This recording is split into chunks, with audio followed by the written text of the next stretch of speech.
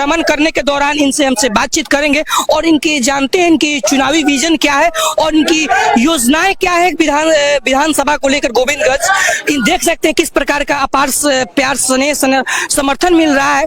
सच में क्या गोविंदगंज में बदलाव की लहर दिख रही है? सबसे पहले आपका हमारे चैनल में स्वागत है। आपको और आपके चैनल को बहुत बहुत बधाई और शुभकामना किया। जिस प्रकार से प्यार समर्थन युवा नौजवान साथियों को देखा जा रहा है आपके साथ, इस उनको लिए क्या शब्द कहिएगा? उनके लिए शब्द कहेंगे कि जो 78 साल से कुव्यवस्था है उसमें पहला बदलाव जो है सो होगा, क्योंकि 52 के चुनाव के बाद फर्स्ट चुनाव बदलाव का चुनाव था, अंग्रेजों को हटाने के बाद यह चुनाव हुआ था।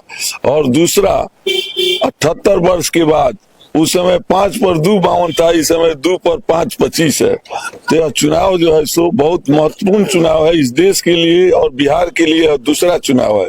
और जो अभी भी जो जनता जो है सो भ्रष्टाचार के चंगुल में फंसी है, भ्रष्टाचार का भेंट चल रही है, दाखिल खारिज से लेकर के मृत्यु प्रमाण पत्र तक और जो है सो आपको जन्म प्रमाण पत्र तक एक भी लोगों को जो है सो नहीं मिल रहा है। विकलांग प्रमाण पत्र के बनाने के लिए विकलांग लोगों को आवेदन लेकर के मोतिहारी जाना पड़ता है और वहाँ डेट पड़ता है। और इस सारी व्यवस्थाओं को ध्वस्त करना है और जनप्रतिनिधि चाहे 243 का 43 अगर विधायक चाह दे तो जो है सो सभी भ्रष्टाचार बंद हो जाएगा। और जो है आपको भ्रष्टाचार बंद होने में 1 सेकंड का देरी नहीं लगा है। लेकिन ये सभी विधायक जो है सो अपने स्वयं भ्रष्टाचार करते हैं और जो है सो आपका सारे विकास के कार्यों को अपराधियों को हवाले किए हैं। सभी अपराधी टेंडर जो है सो विधायक लोगों से लेते हैं और वे जो है सो उसका बंटवारा करते हैं 20%, 25%, 30% पर। और ये सभी ठेकेदार उसका जो है सो 20% वहां देते हैं, 30% अपने लेते हैं और 50% के अंदर में जो है सो सारी काम होती है। तो आधा पैसा भी सरकार का जो है सो जनता के बीच में नहीं आता है। सेवा तो आप आज भी करते हैं, तो फिर राजनीतिक में क्यों? राजनीति में भी सेवा करना सेवक का मुख्य काम है। राजनीतिक में आने के लिए एक पद की आवश्यकता पड़ती है लोगों को समस्या के अवगत होने के लिए। क्या उसके वजह से आप राजनीतिक में राजनीति में हम कदम उठाए हैं कि आज जो है सो 40-45 वर्षों से हम लोग राजनीति में हैं। हम लोग जो है सो देख चुके हैं कि अभी जितने जनप्रतिनिधि हुए हैं स्वयं जो है सो आप देखिए, जिसके पास जो है सो फटा कुर्ता था, टूटी स्कूटर थी, आज जो है सो 2500-3000 लाख का जो है सो गाड़ी पर सभी चल रहे हैं। जो नाम मात्र के पूंजी के थे आज करोड़ों और अरबों में खेल रहे हैं। और राजनीति को आज व्यवसाय बनाया गया है। पहले राजनीतिक सेवा के रूप में था, आज राजनीति को व्यवसाय बनाया गया है, जिससे हमारे बिहार की दुर्दशा है।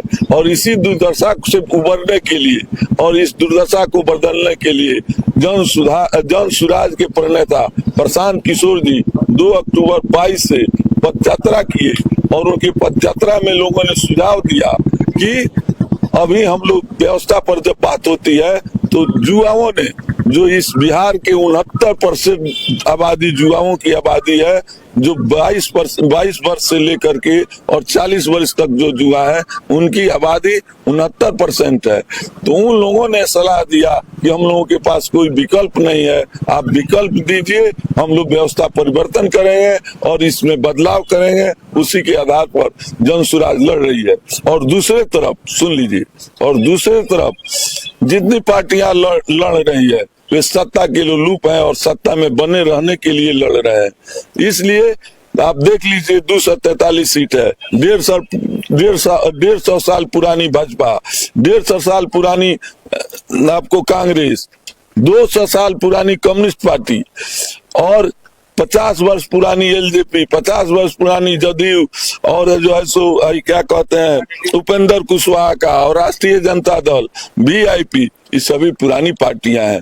लेकिन किसी में हिम्मत और साहस और बिहार बदलने की बात नहीं है, व्यवस्था परिवर्तन की बात नहीं है। सत्ता में बने रहने के लिए और सत्ता में रहने के लिए और सत्ता में जनता को लूटने के लिए जो है सो सीट का बंटवारा आपस में किए हैं।